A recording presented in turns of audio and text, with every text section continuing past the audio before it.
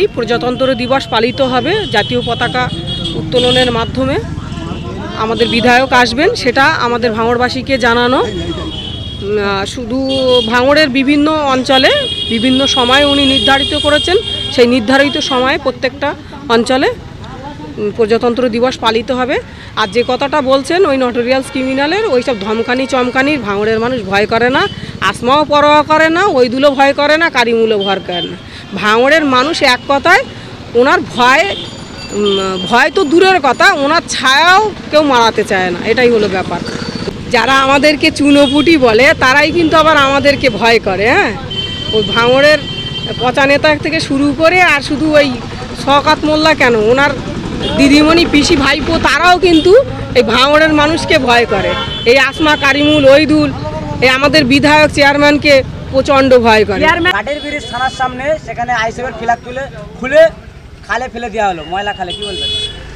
দেখুন, যারা নোংরা রাজনীতি করে, যারা নিজেদেরকে সম্মান দিতে জানে না, তারা পরের দলের কি সম্মান দেবে, এটাই হলো ব্যাপার।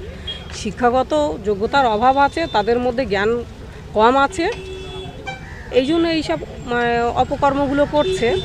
একটা যে কোনো দলের ফ্ল্যাগ সেই দলের আবেগ, সেই দলের ভালোবাসা, তারা সেইটা বোঝে না।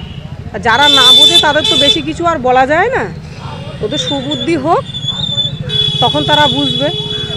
আমরা প্রশাসনের কাছে জানিয়েছি।